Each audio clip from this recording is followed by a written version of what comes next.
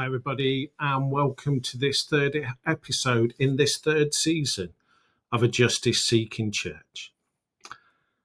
There's been one huge topic on the news for way too long. The land that we call holy has been suffering hugely. And so today I'm really pleased that Dave Hardman is here with us. Let me bring Dave on. Dave, how are you doing? Doing all right, thanks, Wayne. Good to be back on this third series. Wow, and again, we just really appreciate you coming and sharing with us, and the ministry that you have amongst so many people. So, can you tell us whereabouts are you at the moment? So, yeah, I'm actually in the Methodist Liaison Office, which is in Jerusalem. It's in St. George's College. I'm sure some people have been here. It's part of the compound of St. George's Cathedral in East Jerusalem. It's where we have our office, and it's also actually where I live at the moment. Okay. I live above the office, quite literally. Okay, so the commute's not too bad then. No, I'm always late though. Oh.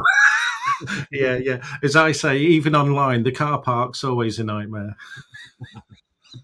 Good. Now, you've brought a guest with you today, so I'll disappear and I'll let you introduce him. So it's a great pleasure to be able to share this episode with a friend and colleague of mine, Nada Abu Amsha, who's the Executive Secretary of the Department of Service to Palestinian Refugees. We'll unpack what that means as we have a conversation. But one of the reasons it's such a great pleasure is that the first time I visited this region, which was in 2005, so 20 years ago, Nada was one of the people that I met.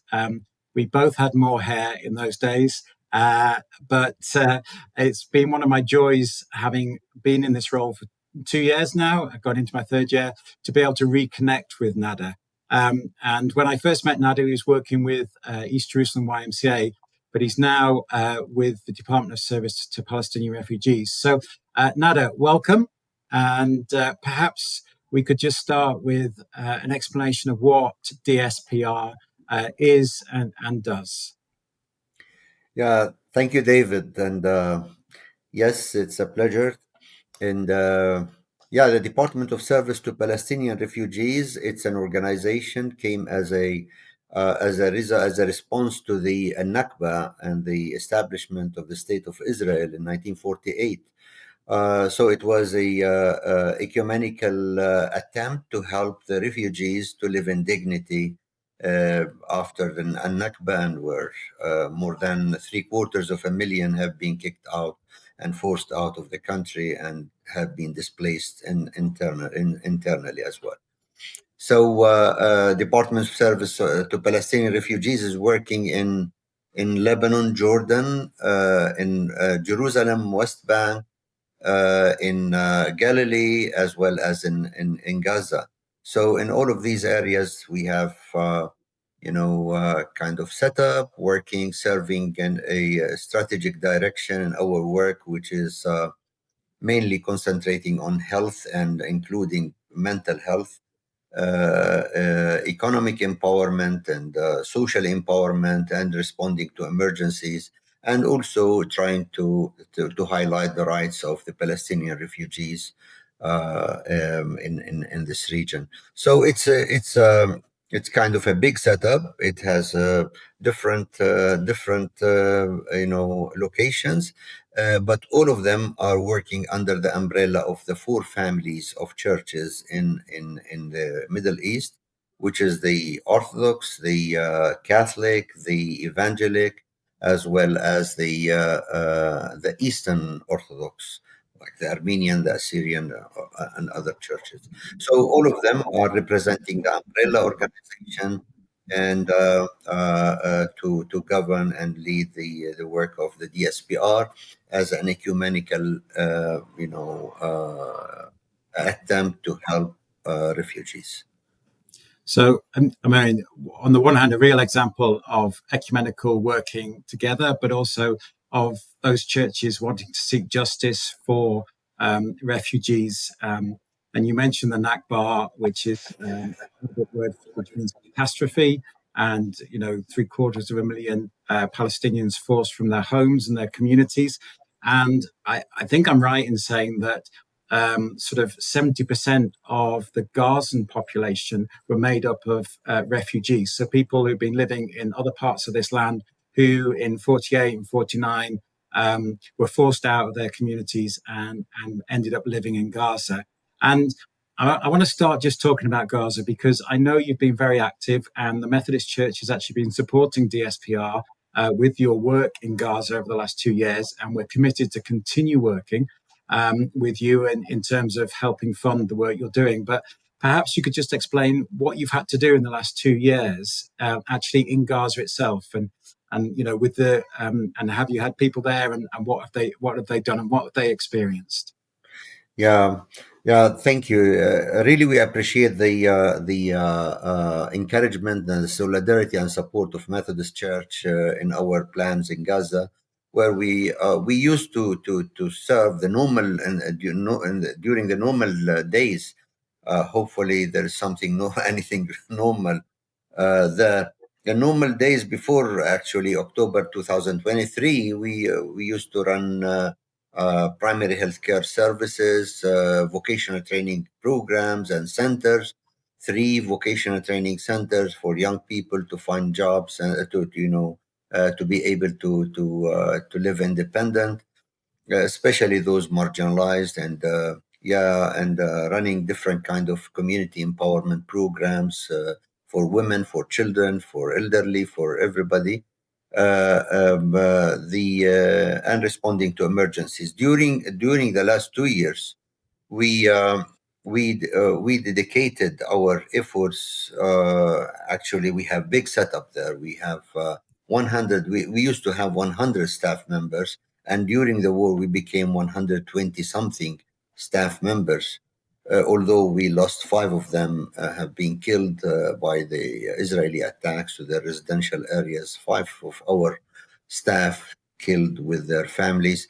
So the around 120 staff members are working in emergency response. Mainly, they're concentrating on primary healthcare services and offering services.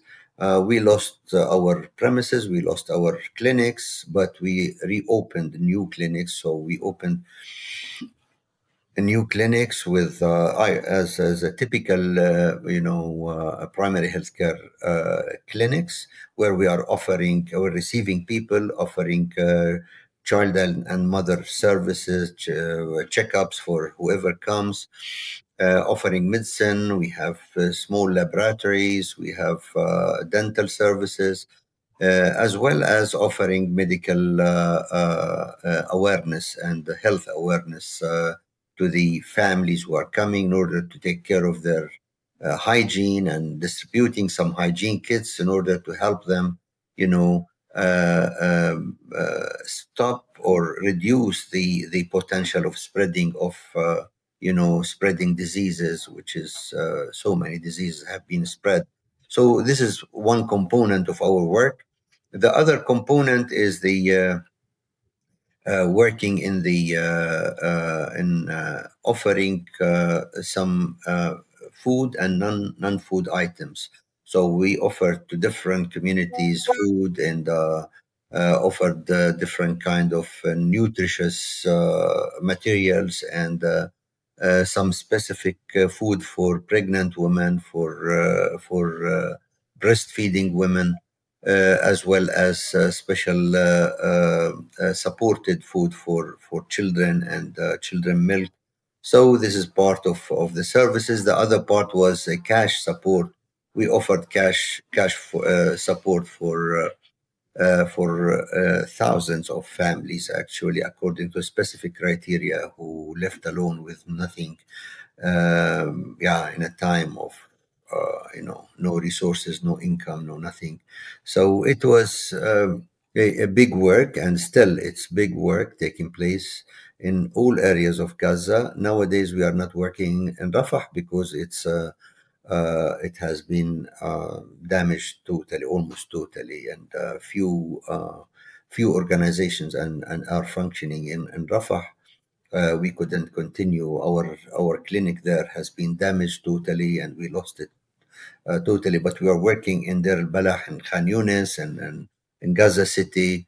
And also, so this is one major work we did. The other thing is to enable the Palestinian Christians living in Gaza to stay alive, because this was one of the major points that we put it in mind, because this is our, it's our setup, our people there, and also the leadership of the organization in Gaza refused to the churches, and they live together. Almost all the Christians refused to the two churches, two compounds of churches, a church compound in the Orthodox Church and the Catholic Church. Were around now 700 something, 570 580 still there in Gaza. So we supplied them with some food, some to store food, to store water, store medicine, in order to care about them, not to to die from hunger, or not to die from sickness, or at least to stay alive with the little amounts of things available. So this is Uh, what we did and what we are still doing in Gaza. yeah, and I mean, just listening to you speak, I mean, we've all seen, on our news feeds, the devastation that's been, has been caused in Gaza, the deaths. But actually, the work that you've done has been, to some of those simple things to enable people just to survive through that. This, and like you say, the sort of provision of ongoing medicines, etc. I mean, the work that you've done obviously has been essential. Of course, as we're recording this, there is a ceasefire in place. Although over the weekend, we've seen we've seen more attacks and the threat of withholding aid, etc. So it is what we call a fragile ceasefire. But assuming that the ceasefire does hold, I mean, obviously there's an unbelievable amount of rebuilding needs to take place. There's families who are still looking for their missing loved ones. I mean, there's probably quite a few unexploded bombs around in Gaza. What do you feel? I know it may be a bit early yet, but in terms of the work of DSPR going forward, if the ceasefire holds, what are the things that people who have survived these last 2 years are going to need in Gaza? Yeah. Yeah, actually, it's as you described. It's a very very fragile ceasefire. People are still not sure and not confident in what's taking place, and even the what has been called peace in the Middle East. It's a very vague concept so far. There is no specific mechanism to help. So that's why people are still looking at it as hopefully it will last longer, at last for forever. But still there's doubts, and every day we can see breaches of this ceasefire. Yesterday they killed groups of people in different places. So attacks took place and everywhere. So it's fragile. It's a fragile. We hopefully we will manage to continue offering the services.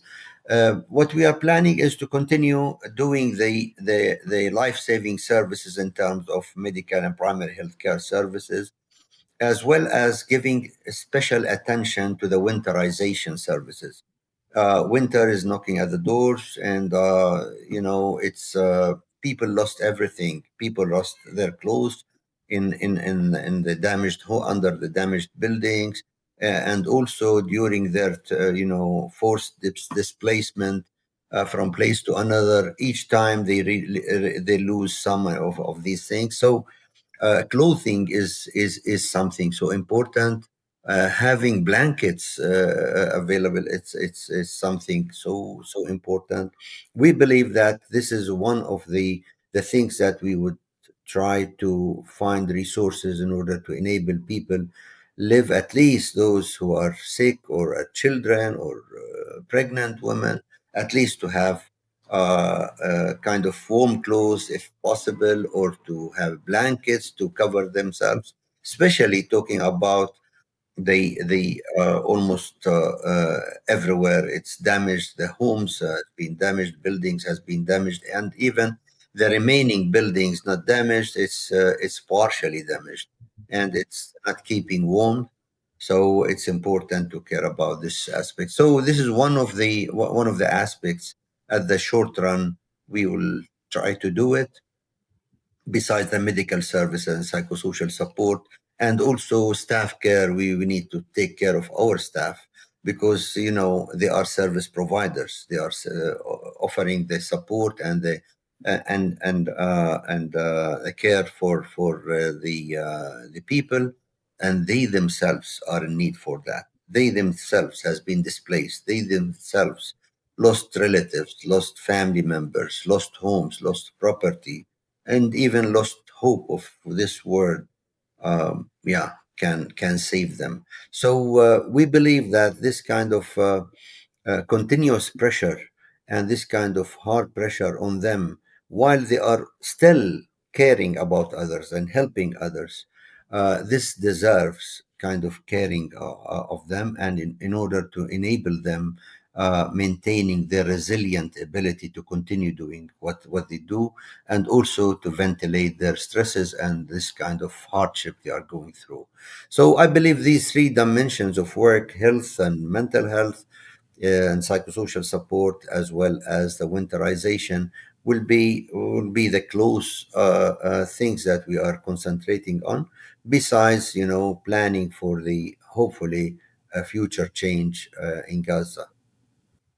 Thank you. Thank you for sharing that. And I just think I'm right in saying that everyone who's watching this will continue to hold your staff in prayer, and as they continue. However, this ceasefire goes forward, I mean, whatever happens, we know that your staff there will be working hard. But it's just to hear you talk about as well. We just need to be reminded that those people who are working for you in Gaza have experienced exactly the same as the people that they are seeking to provide support for. And like you say, lost homes, lost loved ones, lost colleagues, been asked to move, and on several occasions. So our prayers continue to be with you and your staff, and with everybody. I want you mentioned then about the sort of the peace plan. We've heard about this 20-point peace plan, but I just want to widen out, if we may, sort of just the bigger picture, not just Gaza, but you know, and just ask the question. I mean, you actually live in the West Bank, and you know, I can travel to visit you, but you can't travel to visit me in Jerusalem. That's part of the restrictions that there are on you as a Palestinian, and on many Palestinians indeed. And for me, this so-called peace plan, I don't like using that word peace. It's a ceasefire. It's not peace. The absence of killing, the absence of destruction is not peace. And I think there is a bigger picture, and I just wonder, if you share my sort of point of view of that, and what you think needs to happen for there to be something that we could call peace. A real lasting peace. I think Trump announced sort of, that this deal was the leading to everlasting peace, I think is the word that he used on one of his social media posts. All I see is that it is an end to the war, which is good. Don't get me wrong, but actually we are in danger of seeing similar things, months down the line. And also just your experience of being in the West Bank, because we can't forget what's going on in the West Bank. We focused on Gaza because it's been so horrific.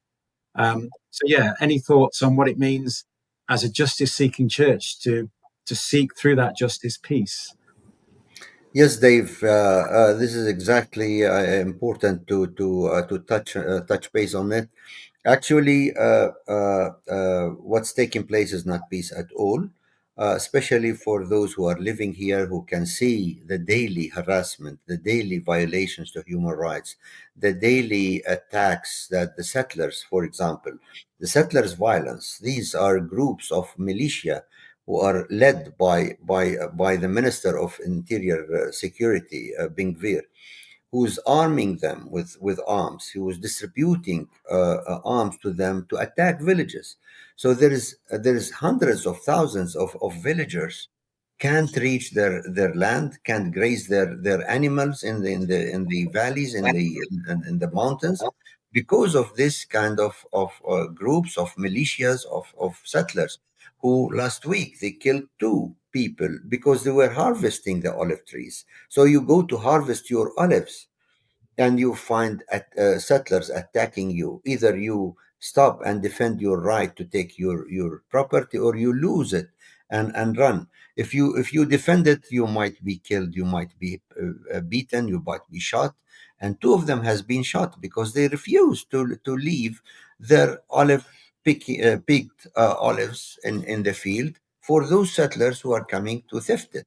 So, and many just left it and say they escaped with their lives and they lost whatever. So, this kind of settlers' violence now became one of the major problems that Palestinians in West Bank facing, because they are becoming more violent. They are creating more facts on the ground, supported by the Israeli government, supporting by the army, and nobody can stop them.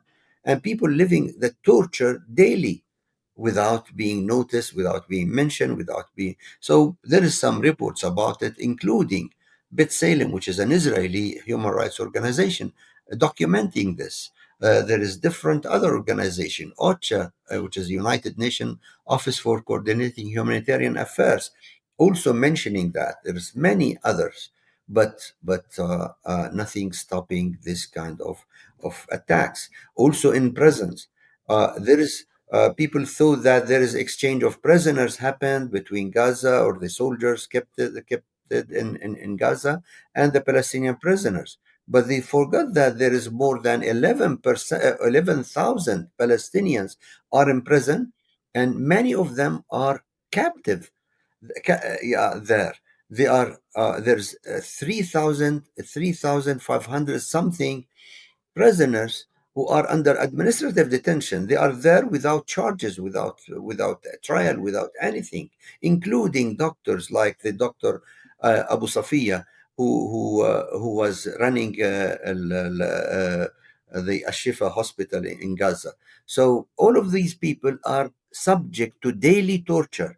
I'm not exaggerating. You can follow those who are having some detailed information, and some information from coming from prisons. They are under daily harassment, and their formal plan of Ministry of Interior and Interior Security, led by Ben Gvir. Daily they are beating people. They are reducing the amount of food there. They are restricting their movement. They are depriving them from visiting their relatives. So they are living like a slavery inside the Israeli presence, and this is under the eyes of people, and people are not moving anything. Nothing changed. So we can't talk about peace with all of this taking place. Peace means solving the core problem of the Israeli-Palestinian conflict. So Palestinian cause has it's clearly stated in the UN resolutions on the international legitimacy. It's very clear that we have our rights to self-determination, our rights to all kinds of rights that guaranteed by international law. So this will be the peace if our rights is put in practice and actualized. Then peace will take place. Without that, we can't say peace with occupation. We can't say peace with torture. Peace with settlers attacking people. Peace with Gaza still sieged and attacked anytime. So all of this are not components of peace. They are components of colonial system trying to create hard facts, criminal facts on the ground that might last longer, which is won't last for forever, because Palestinians will never stop calling for their self-determination as a nation. So yeah, Trump can claim that he's creating peace, stopping wars, and even wars between countries that never never have a fight between each others. But he can say whatever. But we can't say that he created peace in the Middle East. Yes, it's a ceasefire. We're happy with that. We hope that it will last longer, but it's not peace that we are dreaming of. Thank you so much for describing the situation and being so, clear about what peace is and what peace isn't. I'd love to carry on talking to you some more, Nada. I always enjoy our conversations, but we are kind of coming to the end now. So this is a justice-seeking series, and for those people that are watching this, what one thing do you think you would say to us, to something that we could do to help there be justice, to help there be true peace in the Middle East, but in particular in Palestine and in Israel? What is it that we can do? Yeah. In addition of praying for peace in the Middle East, I hope that you can keep your voice raised up. You keep the flame lighted. Keep this kind of pressure on all of those complicit with the Israeli occupation, with the military occupation of the West Bank and Gaza, and to create peace. So without your solidarity, which was so great, which we enjoyed so much, and we appreciate so much, we know how hard it was for many, many millions of people to go daily in the streets, or many times in the streets. We know that people lost their jobs because of solidarity, because of saying the truth. I believe that a church, a living church, should be a church, which continue to put faith in action. When we put faith in action, I believe we describe ourselves as justice loving church, and a living church rather than a dead church. So thank you. We appreciate all of your efforts and support and solidarity. So also supporting the SPR, I would say that it's so important for us to continue keeping on in our work. Thank you, Nada, for this conversation. Thank you for those words. And I know, you have been, you have lived out your faith, your Christian faith in Palestine all your life. You have been a non-violent resistor of the occupation. You continue to be so, and we pray for you for continued strength for yourself and for everybody that you work with, and for your organization. And we pray that this ceasefire is the start of a process that might actually end in true peace, where there is self-determination and human rights for both Palestinians and Israelis, and a place where, these three great faiths of ours, the Abrahamic faiths, may live in peace with one another for the good of all humankind. We pray for your work, and thank you for your time. We really appreciate it, Nada. Thank you. Thank you, Dave. Thank you very much. Thank you both. We are called to love our neighbours. That's not in dispute. To pray for and work alongside those who are struggling. And today, we have heard real life stories of our neighbours. So will you pray for the land that we call holy, for the ceasefire, for the journey towards peace? And again, really thank you for sharing with us. Will you pray for and support those who are working to bring food, medicine, warmth and shelter.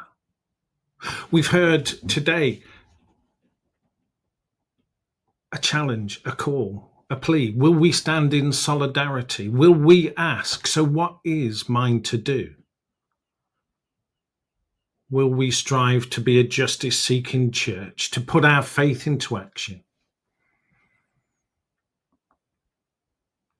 There's a job for all of us to do. So will you raise your voice? If we can help, if you want any more information, please be in contact, and we'll put the contact information in the description. So please support if you can. See you next week. God bless.